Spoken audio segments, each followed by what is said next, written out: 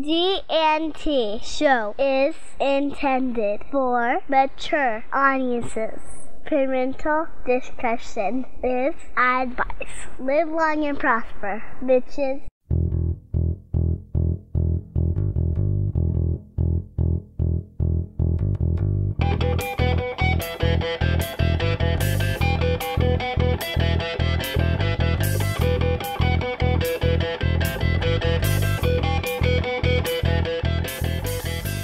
Our friends with benefits.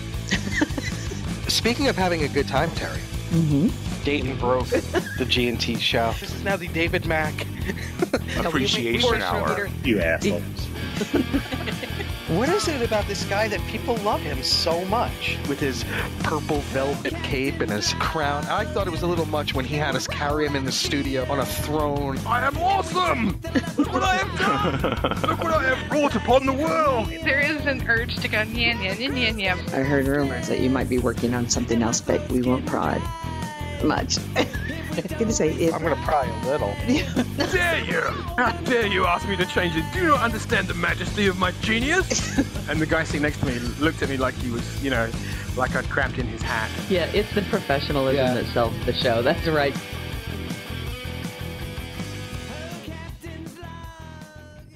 Good evening, everyone. Welcome to this GNT show supplemental log. With me this week is the lovely Tara Lynn. Hello, everyone. And our special guest, Rico E. Anderson. So lovely, but thank you. Still lovely. Still lovely. Love you. Welcome, sir. How are you doing today? I'm doing great. Thank you for having me. I really appreciate this. We're very excited to have you here and have you with us. We were introduced through a wonderful person that tends to fall. How do I say this, Michael? She tends to pretty much cover my butt when I can't do the show. Adrian is my always fills in when she can guest host. So she was the person who said, "You've got to talk to Rico." Woo-hoo! Adrian is great. It's and for our listeners, Rico is a fabulous actor. He's got a lot of great credits under his belt. You can check out his IMDb page at Rico E. Anderson. It's kind of common spelling for all of them, which is kind of nice. And he's also doing a voice in Star Trek Shadows of Tyranny. And that's kind of why we had him come in to talk about the project, the show, the audio. It's an audio drama, and to talk about everything. So, Rico, how the heck did you get involved with Shadows of Tyranny? Well, it's interesting. I was actually, I was on Facebook checking my messages and just kind of scrolling down to see what's happening in the world, according to Facebook. And I happened to come across, I belong to various groups of sci-fi and Star Trek alone, and somehow or another, I guess through one of the groups or whatnot, it was posted that there were that a new audio series that was going to happen, and it was going to be called Star Trek Shadows of Tyranny, and it described what the storyline was going to be about and where it took place. And one of the things that really caught my eye and attracted me to it, alongside the fact that it was Star Trek, was the fact that this particular audio series takes place in the mirror universe.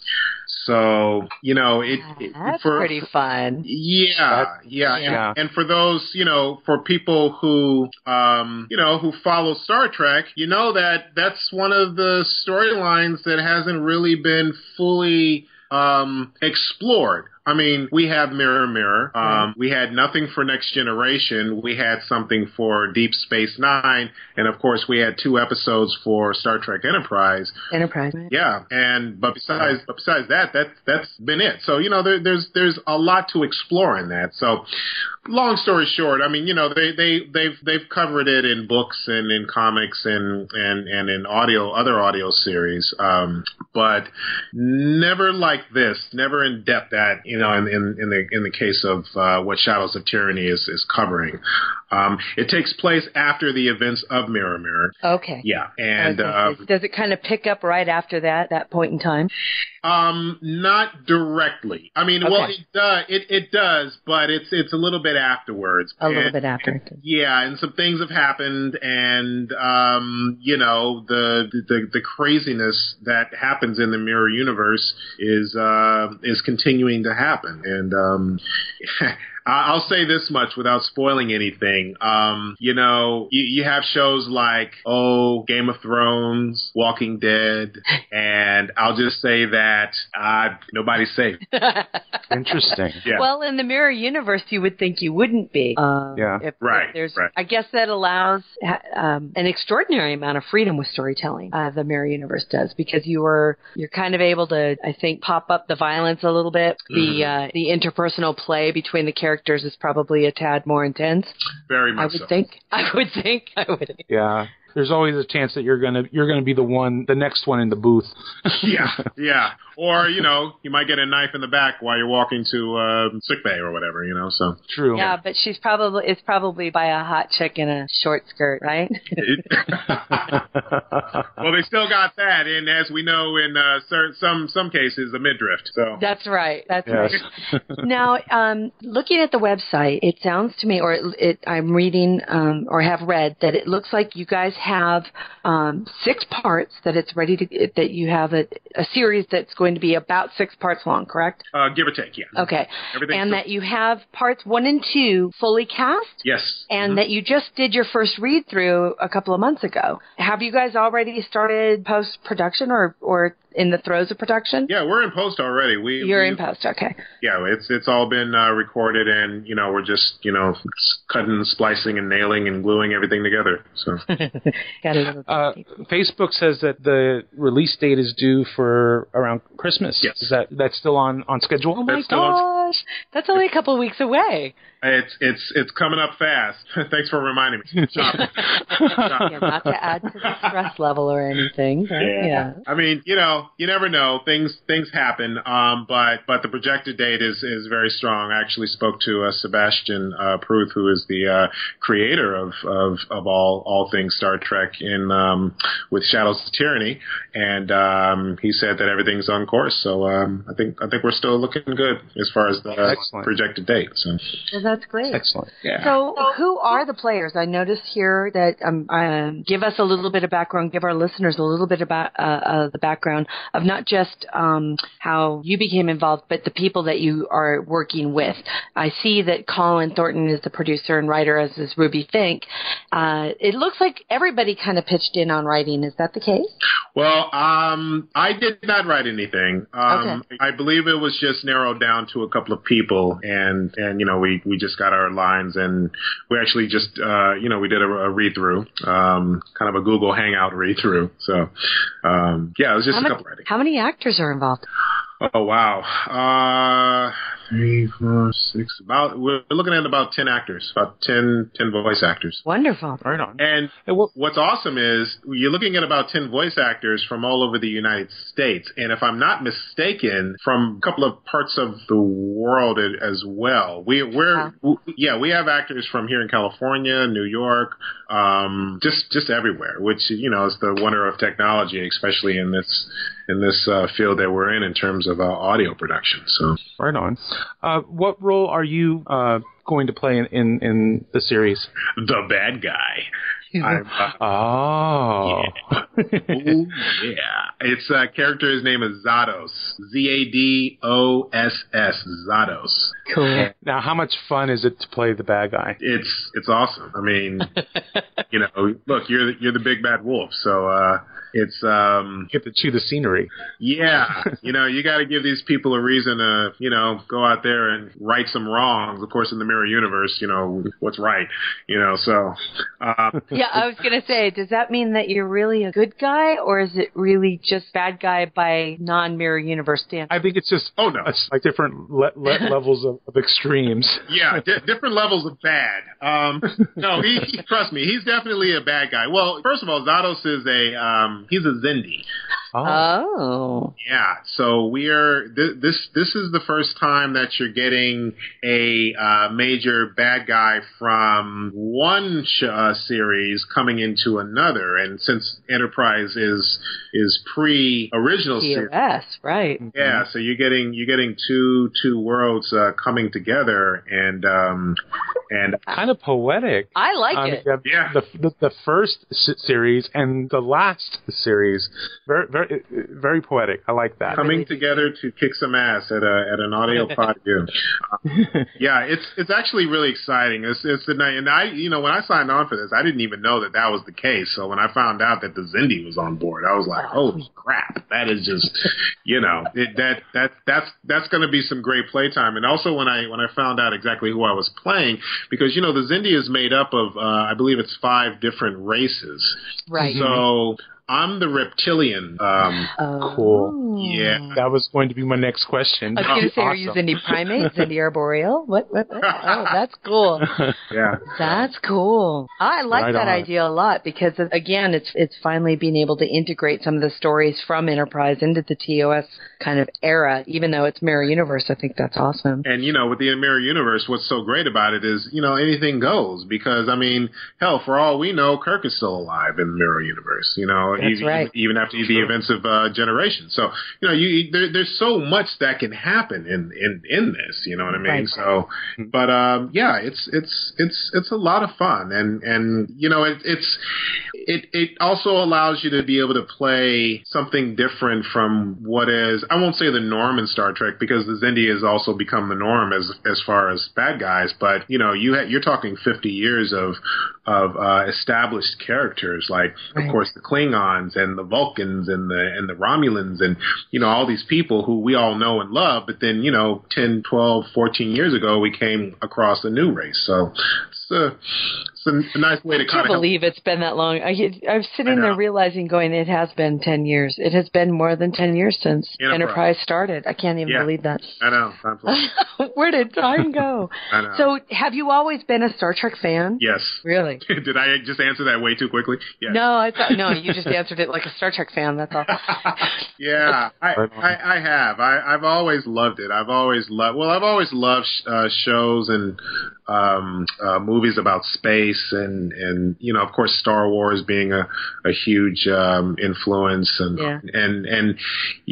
Star Trek has always been there as just it's always been around, first of all. So and I'm a huge comic book collector still to this day. I love comics. I pretty much love all things sci-fi. So when you have all this stuff coming at you, it's just like, man, yeah. And Star Trek has always been in the forefront of that. So are you seeing just a lot more fodder for coming out now? I don't know how things are. I know things are perennially difficult for actors to find and get and keep work. Mm-hmm. But are you finding or seeing more opportunity from genre pop up for you, or is it just the same? It's just now. Are you asking this in relation to your general work, to acting, voiceover? Are you saying in terms of voiceover, but also sci-fi, or? Yeah, just genre. I'm talking comic book. In regards to now with the expansion of, say, the Disney and the Marvel universe, Star Wars, DC is really going and pushing towards television as well. That there seems to be a scripted show push. That's true. Okay. And I wasn't sure if you're actually beginning to see any more opportunity to partake in genre shows, or if it's just as difficult, or has the competition gotten worse? Well, here's the great thing about it. It's definitely more work, and that just leaves more opportunity for actors to be able to pursue that work, And so it's as far as the competition, I don't think there's really any change. I would say it's about the same. It's just more of a guarantee that there is work out there, and just like with anything, even non-sci-fi, you just have to pursue it. And of course, you have agents and managers, and you do your own part, and you just get out there and you try to get the right team who's going to get you the auditions. Now, with my team, one of the things that I tell them is, hey, listen, I really love sci-fi. I really love sci-fi. So, along with everything else that I'm going out for, it would be awesome if you could really push, towards those particular genres and give me some auditions, damn it, you know. Right on. Yeah. I've noticed that this is not your first fan or what we call the unofficial productions, right? Unofficial production. You've also were in Renegades. You're doing some work, I guess, for Star Trek Horizons as well. Mm-hmm. Yes, yeah. Actually, the first one was Star Trek Renegades.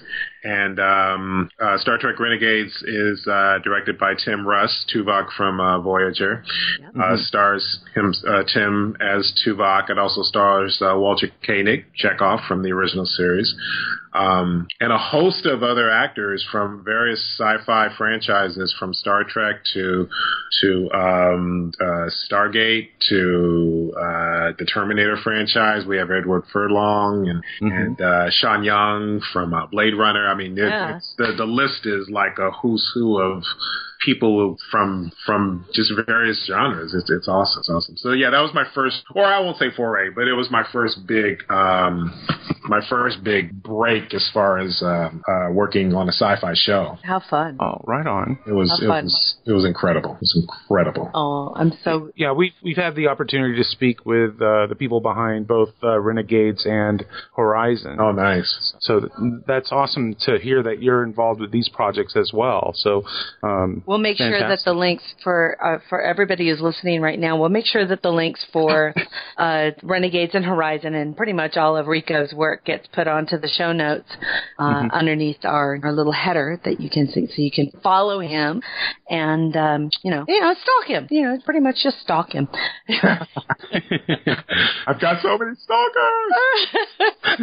Now, what about voiceover work? Have you done more outside of Shadows of Tyranny? Well, I have. I've done a lot of commercial voiceover work. I am currently pursuing more animation and audiobooks. Actually, audiobooks is one of the things that I'm working towards doing more of. But right now, I would say my main level of success in voiceover has been mostly commercial. Okay. Yeah. What do you find them now that here's kind of a loaded question for you.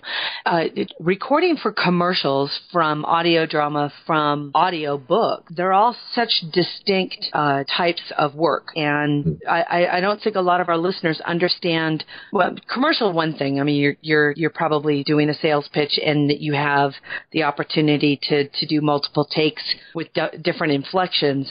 Right. But when you're dealing with voiceover for audio drama and even audio books, you're taking on multiple characters sometimes. Is that something that you find thrilling? What is it about, audiobooks? You're taking on multiple characters. How do you deal with say the female characters you're supposed to be supposed to be reading about? Well, let me tell you.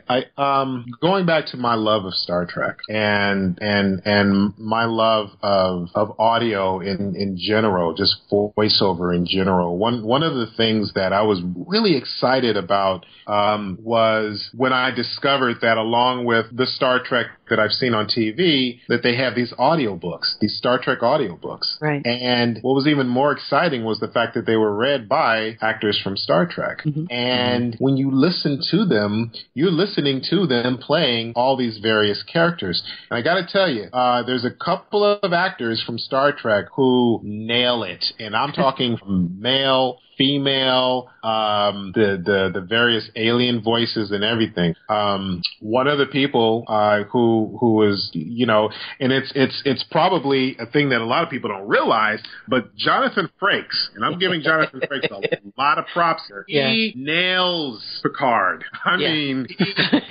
he nails it. And there's a Star Trek audiobook called Crossover. Yes. And you know about Crossover. I do. I've listened to them all, yeah. Okay, so we're talking original series and new series coming together, and all those voices that are coming out of this man's mouth from McCoy at 132 years old to Scotty and then you got Picard and then of course Worf, and then you have just the various characters, and then you have like people like Deanna. So getting to your question in terms of female voices, it's you're obviously not going to be like a caricature of it. You want to be as real as possible and make the audience believe that, yes, you are a man playing a woman, but you're not going to talk like this. You're exactly. Right. You're going to talk. And that's great advice. That's really great advice for our listeners, is to say it's okay to still be the male the male reader, but giving it the idea that it's a female that's speaking. That's perfect. Yeah. Keep it real. And honestly, if you're being real about it, you got the audience by the palm of your hands, and they're going to believe you. And I mean, it's the same as if you were to do something on camera, or it's the same as if you were to do theater. And I'm from a theater I have a huge theater background. I mean, one of the things that you learn in theater school is, look, be as believable, make your character believable, and you will have the audience. And it doesn't matter if you're playing a boy, a girl, a man, a woman, someone who's 80, somebody who's 20, somebody who's 2, it just believe the character, and you got them. So, in the case of audiobooks, even when you're playing those female characters, it's just all about just being true to the characters. And it's a shame that Star Trek isn't really creating these audiobooks anymore. At least I think it's a shame. Yeah. Well, I wish it's something that they would do again. But I know the latest one is I don't know who. Well, the last one was Star Trek Into Darkness. The one before that was the 2009 Star Trek, and that was actually read by Zachary Quinto. And correct me if I'm wrong, but did you not have a small part in that movie? I did, yes. And I gotta tell you a quick story behind that, because Tell me you danced. Just tell me you danced. I danced privately. Okay.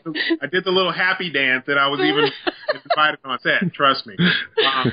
I have a very I'm blessed to have a very impressive resume of work, and I'm very proud of what I do. And you get to a point in your career where you want to you like with anybody, you always want to advance in your career. So I started out in my career doing a lot of background work, and that's how I learned the art of this business. Why am I standing in this light? Why are all these people running around with cables and cameras and mics and all these things? Is this how a movie is made? Okay, I'm learning it. So I did a lot of background work. So from the background work, I eventually started booking, and that's where your star rises, and you're advancing in your career. So I'm saying all this to say that eventually I told myself I'm not going to do background work anymore. I'm not going to do it. So right on. Yeah. Looks like you had quite a resume in terms of that kind of work, and I'm glad to hear that you're pushing forward. I am. Well, one of the things that just real quick I was going to say was, with Star Trek 2009, when I found out about it, I contacted my manager, and I told her, hey, Star Trek's coming out. I would love to get an audition. And she said, well, let me see what I can do.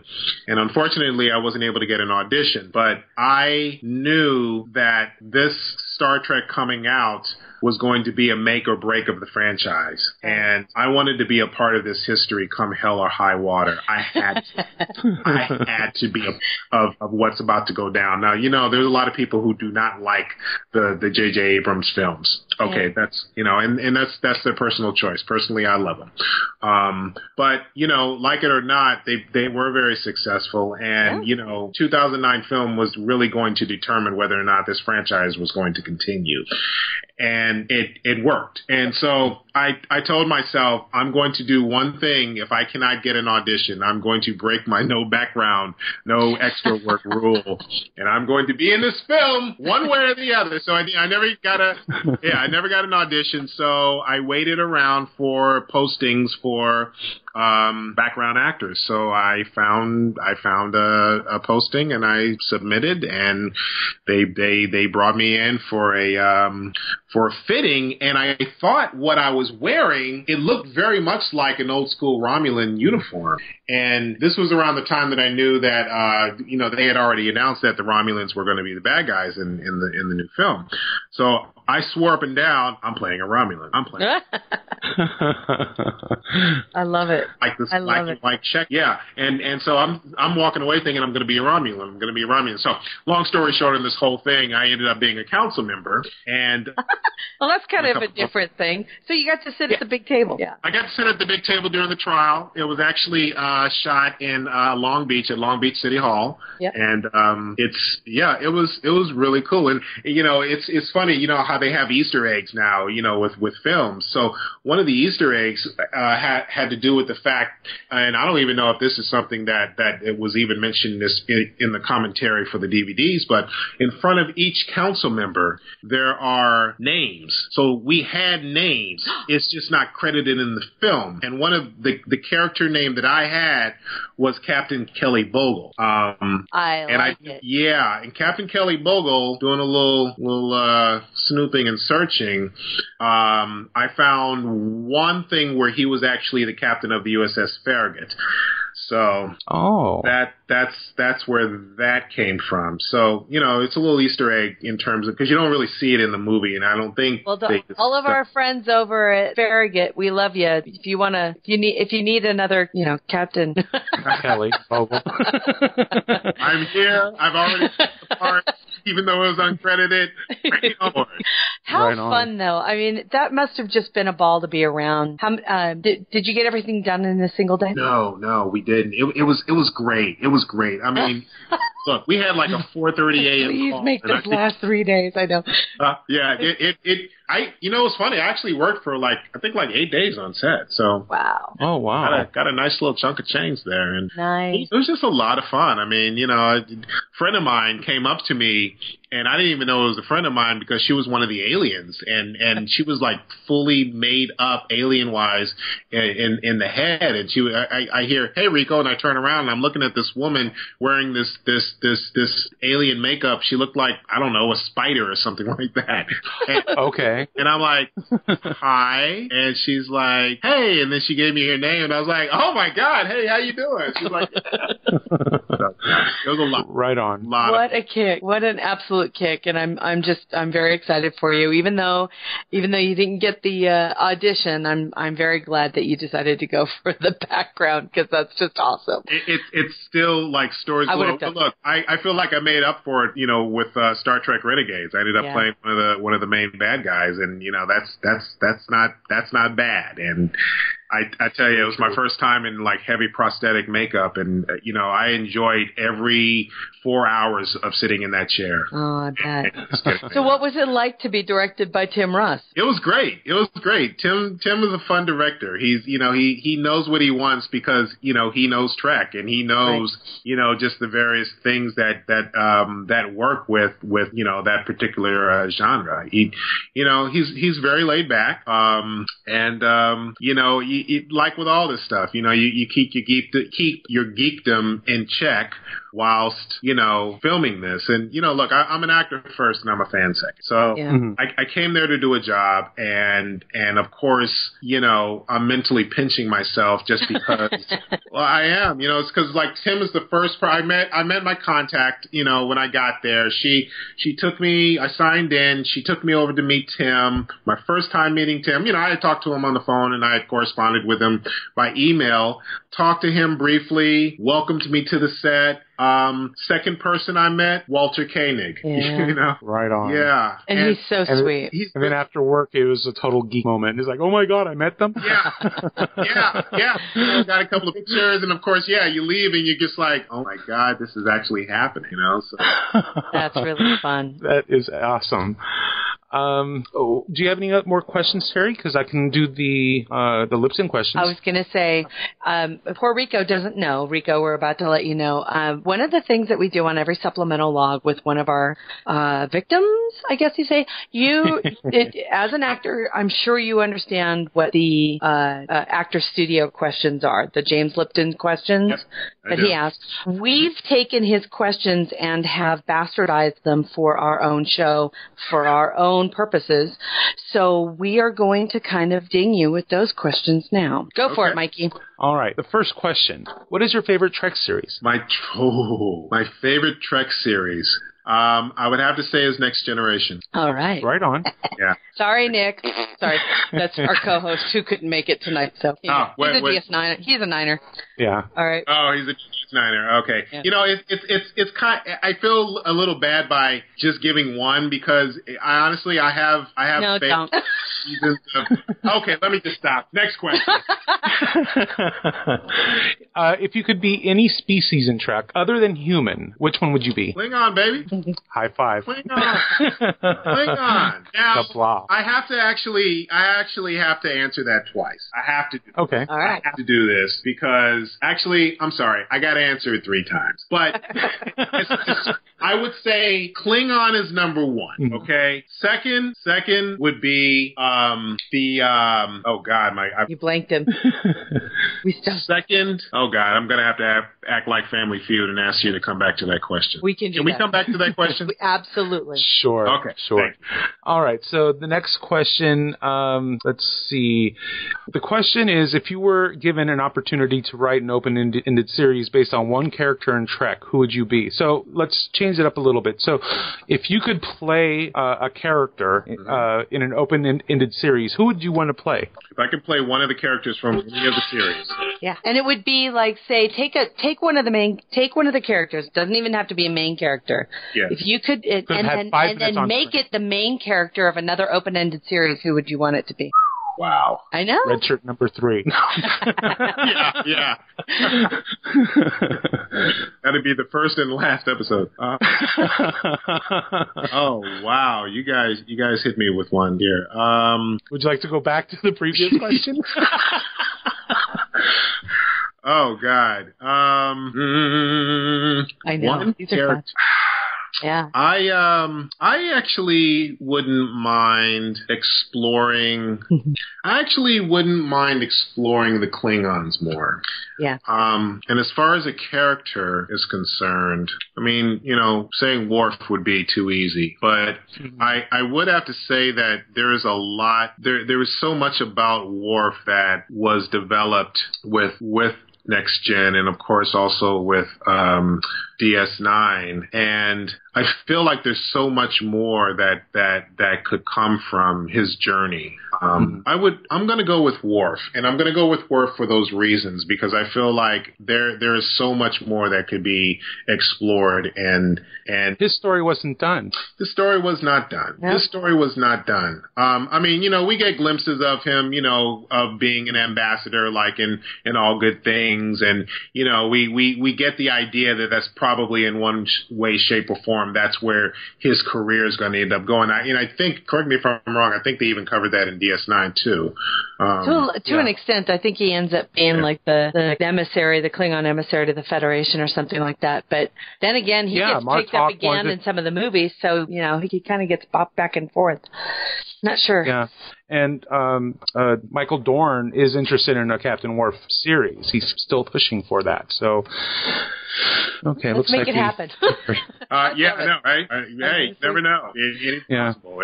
There's so much that you could do with that, from audio to independent. Well, they're such Shakespearean characters, really. They really are. They really That's are. How I see them. Well, it's interesting. Just real quick side note. I played a Klingon. You know, there was a time when Paramount got into the amusement park business. Yes. And they bought out Great America. Great America, right. Yeah. And at the time that they bought out Great America, for people listening like elsewhere who doesn't know what Great America is, it's an amusement park, much like Six Flags, and let's just use Disneyland as the template. It's an amusement park like that. Obviously not as big. But Paramount bought out Great America, and when they bought them out, they went all out as far as like advertising and really getting wanting the people to really come to the park. So they changed a lot of their format, but what they did was they did this thing called the Star Trek Earth Tour.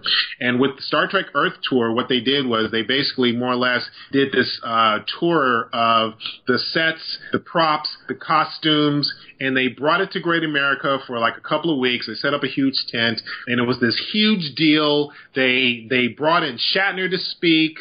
They had a couple of like parties and events, and one of the main things that they did, one of the biggest changes that they did was, along with all the other characters of the Flintstones and all these other characters that they had at the park, they added Star Trek characters. Right on. Yeah. So they added Klingons, they added Vulcans, they added Romulans, they had Ferengi. Cool. Yeah. And so they hired actors, they put out a casting call, and what they did was they just didn't throw you in some cheesy costume and throw some cheesy makeup on you. These were actually costumes and makeup people from the studios. They actually brought in people from the studios who were working on these various shows, and these costumes and all this stuff were from the actual series and shows and movies and whatnot. So wow. So we were very authentic. Like when you came up to us and looked at us, you're looking at us in our Klingon makeup. If it was applied right, you can't really tell where the prosthetics began and and ended. I mean, they were that strict, and we got paid to do that. But before we got paid to go out in the park and greet the guests, we were paid to sit based on the various characters that we were chosen to play. So we like Star Trek. It was just always. Wow, that's really cool. And you know what? I did not even know that. I had lived in Northern California for a while, and I did not even realize that had been done. I think I was there like right when Paramount pulled out. Okay. So it was like that timing was no longer Paramount Great Adventure. Yeah, and they took America. All characters. Yeah, but I was a Klingon, so that's so cool. That is cool. Very cool. It was so much fun, and people really took those roles seriously, and everybody was a Trek fan, so everybody really dug deep into we got to create our own characters and all this, and it was just awesome. It was awesome. So that's the long form answer to the question, even though I got deviated off into other properties and stuff like that. But yeah. Right on. Yeah. Okay, next question. What authors' books do you run out to get when released, or what actors' films do you go out and watch when they get released? Actors' films, I'm a Denzel Washington fan. Love Denzel's work. I'm a Meryl Streep fan. Love Meryl's work. Pacino. Of course, if there's anything sci-fi related, I'm usually there. Awesome. Yeah. So you have a lot of obviously you like you guys were saying earlier. You have a lot of films coming out, and a lot of that genre is very, very high in the hog right now. I mean, we got the Avengers, Guardians, and of course even Agents of S.H.I.E.L.D. and so I have my standards. I'm a huge talk fan. to me about Agents of S.H.I.E.L.D. Oh, come on! You don't like it, or they killed one of my favorite characters. I know. I'm so sad. Okay, I'm better now, I think. Okay. Yeah, nobody saw that one coming. I was cranky. I went to bed very upset last night. All right. Nobody talks to Derek. I'm trying not to give away spoilers. If our listeners haven't watched Agents of S.H.I.E.L.D. this week, then go watch it so I can talk and vent next week, okay? Yeah, we'll be talking about it this weekend. I'm sure we will. So the next question, Mikey. Sure. Let's see. Is there a genre that you haven't played in yet but would love to try? Genre I haven't played in but would love to try. Well, I've done sci-fi, I've done drama, I've done comedy. I dabbled in horror. I did do a movie, funny enough, with Ethan Phillips, Neelix, and Jamie Alexander, who is Sif from Thor. Cool. Yeah, and it was a horror movie. And I played it more or less dealt with people being sacrificed for the Scarecrow God or Scarecrow Demon, whatever you want to call him. And I was one of the yeah, and I was one of the people sacrificed. But I had a scene with Jamie and yeah. So I would probably say horror because like I said, I've done something, but I haven't gone deep into it. I've done a lot of sci-fi. I've done a lot of comedy. I've done a lot of drama. So. What about a Western? Ooh. And that wasn't me burping. Yes. would love to do a Western. Oh my God. You know what's so awesome about doing a Western is it's or to be able to do one. There's so many stories that haven't been touched. Right. And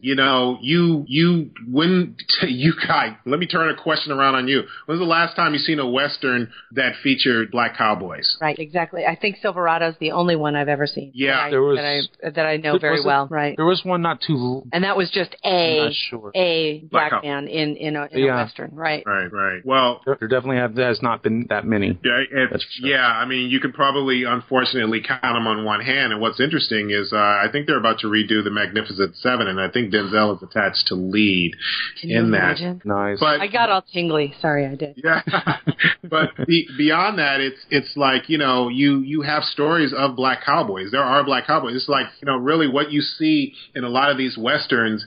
From what I've read and what I've heard, it's not represented properly, because you did have a lot of black cowboys running around like you saw like John Wayne and them doing, So but those stories are either never told or, blacks are excluded from the casting. I so agree. It's a shame. So yeah. So you know what? I would probably retract the horror, which I still want to do for people listening. Say Western. Definitely. Okay, cool. Thank you. Okay. Next question. What's the name of your starship? The USS? The USS. God, you guys are good. See, I'm prepared for, what's your favorite cuss word? What's your favorite? What makes you happy? You don't get that from us. Yeah. If there's a happy. The USS, got to get a little sentimental here. The USS Denise Anderson, my mother. Oh. Right on. Who's still with us. I love it. I love that. Yeah, no, that's sweet. That is an awesome answer. You done good. But she's just an incredible woman. She's an incredible woman, and she was a single parent, and she raised me and my siblings, and I helped, but, it was mostly her, and she's a hell of a woman, and so I honor her. I would honor her with that. Right on. Yeah. That's a very unique answer. It is. We have not gotten an answer even remotely close to that, so that's awesome. Well Congratulations. Thank you. You win! I think I'm going to skip the question with the adjectives. Yeah. Unless... That's more for the writers. Yeah. So, let's see. If the last question is, if you were given the green light to kill a major Star Trek canon character, which would you pick? And it's not like a magic death. This is a death that will stick. They will not come back. Right. They will not come back. No Kree blood. No. No con blood either. No, yeah. And no magic con blood. Hey, they could come back in the mirror universe, though. Keep that in mind. Well, there you go. Oh, that's true. One character, kill him off, gone for good. Holy moly. Well, it's interesting. I got to make sure I don't piss anybody off, because I'm actually I'm working on a film that has Star Trek actors, so I probably don't want to mention any of it. This would be hypothetical. Yeah. And you can always tell them that you're going for the story. Going for the story. Yeah. No, I will be working on a film called Fifth Passenger. Right on. Yeah, and we're shooting that in January, and that actually has Tim Russ, it has Robert Picardo, it has Marina Sirtis, it has Hannah Hate, who played little Molly O'Brien. She's oh, cool. And who am I forgetting? Manu. Is it Manu? Yeah, Manu's in it. Yeah. Okay, so going back to the question at hand, somebody to kill off that... Oh, boy. Can they be bad guys also? Sure. It doesn't matter? Yeah. Does not matter. I love them when we get them to think.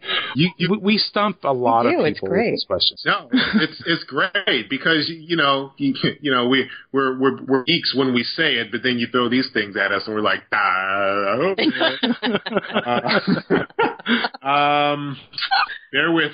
with me. Play some music while I'm thinking, so the audience won't get bored. Mike, you can splice the music in now.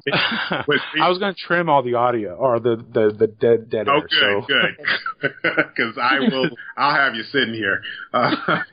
So take your time. God. Everybody was cool. See? Okay. You know who kind of bugged me a little bit? Please do tell. And, knowing my luck, I'll probably end up working with him.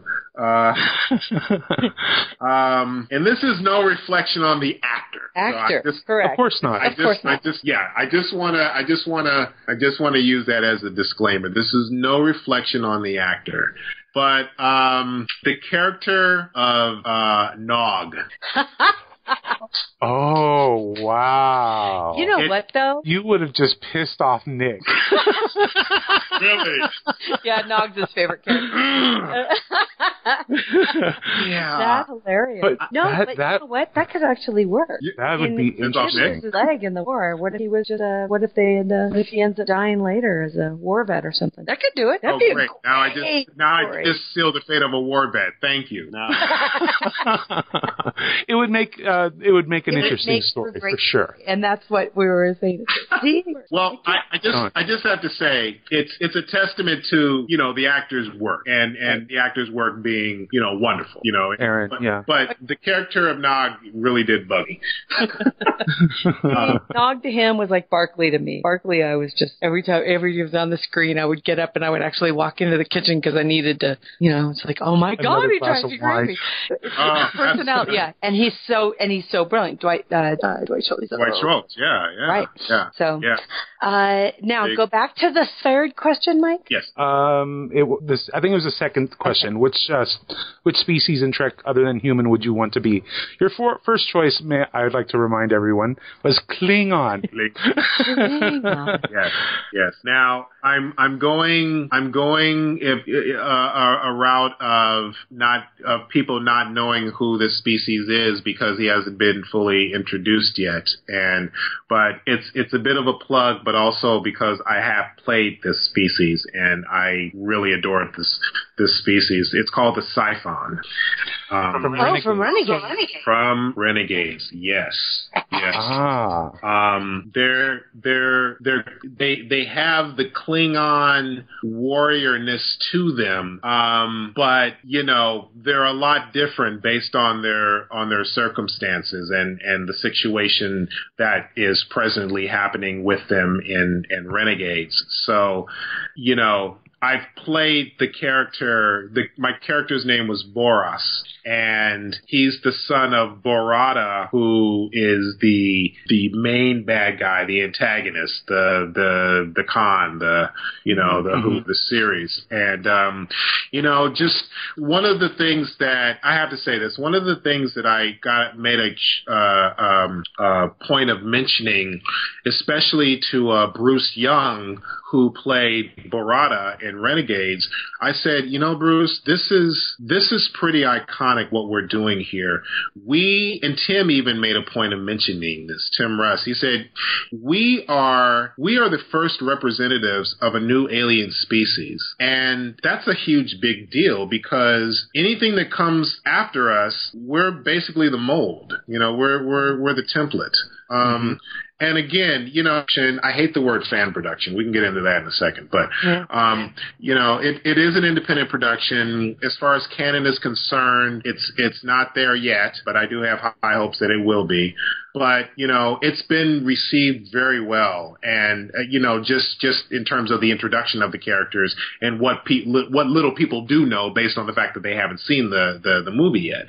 So the short answer to that very long answer that I just gave you is number 2 would be the Siphon race, which is a new race in Star Trek, and hopefully the fans, the Trek fans will definitely get an opportunity to learn more and to take in more of this incredible new race that has been invented. So that's number 2. Yeah. Quick question before we move on. Sure. Do you know when the release date for? Have you heard anything about the release date for Renegades? We don't have a release date yet. Right now, we're projected to be for Renegades to be released sometime in the spring. We actually had to go back and shoot a couple of additional scenes. Oh. To kind of tie in with a couple of things in the story. So that obviously with that in mind, it set post-production back just a little bit, but not a lot. They were quick scenes, but they were important scenes. I'm glad that you guys were able to get some new scenes cut, because I know that I had heard that was part of the issue, and timing on getting a lot of the actors back together again. People don't understand when schedules are very difficult sometimes, and that's what really puts it off. So I'm glad to hear that some of the scenes got to be filmed. That's the thing, and I keep a close eye on what the Renegades Facebook page is pouring out as we're in post production, and I've noticed, and I really want to say this, I've noticed that a lot of fans are very eagerly awaiting the release of Renegades. They want to see a new Trek in relation to the what has already happened. What have already been made and whatnot. People have to understand, for all the fans of Star Trek or any sci-fi film, people have to understand, when you're dealing with films like sci-fi, there's more of an element to it than just pointing a camera, shooting it, and then taking it into the editing room and editing it. Yeah. There's no doubt there. I mean, it's a huge, huge undertaking. Right. And it's special effects. And it's enormous. and sometimes special effects can take up to a year itself. I have a buddy, Harry Lennox. He worked on Man of Steel. And I saw him at an event, and I asked him, how's shooting going? He's like, well, we're done. And he's like, and I said, well, when is Man of Steel supposed to come out? And I think he told me basically the answer that he gave me was like a year later. And he was like, well, that's a year of post production, just special effects in general. Right. So, along with the basic editing. So the thing that I really want people to understand is, it's not like people are just sitting on their asses and not doing anything. It takes a lot of time. It takes a lot of time to edit. And when you do things like compare, say, the time that it's taking to get Renegades together to, say, like Star Trek Continues, they're saying, a lot of times they're saying, well, the Star Trek Continues is they've banged out 2 or 3 episodes. And it's like, well, keep in mind one thing. A lot of what Star Trek Continues is doing is, it's more dialogue heavy, even though you have your scenes, your ship scenes, and battles in space and stuff like that. But a lot of these episodes with Continues, or even like Voyager or Next Gen or any of the series, you don't really see a lot of special effects. You do, but not with every episode. A lot of times it's dialogue heavy because it costs a lot, and it takes a lot of time to put a lot of these special effects together. So you get a quicker product when you only have one scene where somebody's getting shot with a phaser or somebody's beaming out, but that's it. You don't have an epic space battle. Well, Renegades, we have epic space battles, so it takes time. That's all I'm saying, and people just need to understand that with Renegades, with any new Star Trek that's coming out, with any new sci-fi film that's coming out, with the new Batman versus Superman that's coming out, it takes time because of the editing process. Yep. You're welcome. Yep. You are very welcome. All right. Third, have you thought about what your third one was? The third race, I would have to say, is the Xindi. And again, that's the fact that I'm doing Star Trek Shadows of Tyranny, and I got to say, I'm having a ball playing this character, and I'm having a ball just being nasty. I love it. That's just... So, yeah, I mean, I am nasty. And without saying anything, without spoilers, I'm not going to say anything to kill it, but I'm very nasty to one of the actors that we all know and love. Only in the series. But yeah, it's a very nasty character. But it's so fun. So good to be bad. Right on. So there you go. That's your 3-part answer to what should have been a 1-part. Well, Rico, I can't even begin to tell you what a pleasure it has been to be able to speak with you and talk to you tonight about all of these wonderful projects that you're involved in Star Trek. Here I was thinking, we'll talk a little bit good about, Shadows of Tyranny, and then I forgot, oh my God, he's in Renegades. Oh my God, he's in, and the fact that you're such a great Star Trek fan on top of it will just thrill our listeners to no end. And congrats on everything. Congrats on Shadows of Tyranny. We'll be listening to your wonderful voice right around Christmas, hopefully we believe. around Christmas. Thank you. I think people are going to be pleasantly surprised by what they hear. It was brilliantly written, and just hearing when we did the roundtable read, in the Google Hangout, I'm just like, wow, there's just some incredibly talented voice actors, and what a thrill to be able to play, to play these various characters, from just humans to these lizard-like creatures. It's going to be an incredible audio production, and I think people are really going to be in for a hell of a treat, especially if you are a fan of Star Trek in general, but the Mirror Universe. I mean, I think people really are really itching for more of those stories, and I'm just really proud to be able to help bring more to them. Well, I'm just a huge fan of audio dramas to begin with, and I'm thrilled to hear that another one is coming out with such an amazing cast, including you. And I will be very happy to listen to the entire thing. I'm very, very glad. So it's just the first episode comes out in December at Christmas, so episode 1? I believe so. Okay. And I apologize for not actually knowing that answer, but I believe so. I'm not really sure when the second one is going to be coming out. Yeah, as soon as I get more information, I can definitely let you know. And we'll definitely pass it on to all of our listeners. Yeah. And finally, I need to ask you: are you on Twitter, and do you want people to follow you? Of course I do. Great. What's your Twitter handle, my dear? Follow me. It is I am Rico Anderson. Wonderful. And we'll make sure that link gets put on the show notes as well, because we're all big Twitter fanatics as well. So, would you like people to follow you on Facebook as well, or yes? You do have a page. That's right. I do. I have 2 pages. Actually, just going back to my Twitter handle, that's also my Instagram handle as well. Perfect. So they can follow me there. On Facebook, I have my actor fan page, which is it's actor Rico Anderson. Excellent. Wait, is that right? Hold on, let me go back. I have it. Actor Rico E. Anderson. Actor Rico E. Anderson. Yeah, that's why I hesitated. I was like, wait. That's okay. And we'll make sure that gets put up as well. And so check it out, everyone. Rico E. Anderson in Star Trek Shadows of Tyranny, as well as Star Trek Renegades when that comes out, and a couple of other things too. Oh my God, that's so cool. Thank you so much, Rico. It was a pleasure talking to you. Thank you. Hey, get real quick. Big ups to Sebastian Pruth and Colin Thornton. They are the writers, the creators of Star Trek Shadows of Tyranny. This would not be possible without these guys, and you guys are just in for just one crazy ride. We're looking forward to it. You can get more information on Star Trek Shadows of Tyranny at shadowsoftyranny.com, and check it out. They have a nice page with About Us, cast, crew, and information on the episodes and news as it comes out. Yeah. Wonderful. Thank you. All right. Have a great one, Rico, and thanks again for joining us. It was a pleasure, and live long and prosper. Kapla! You guys as well. Look forward to next time.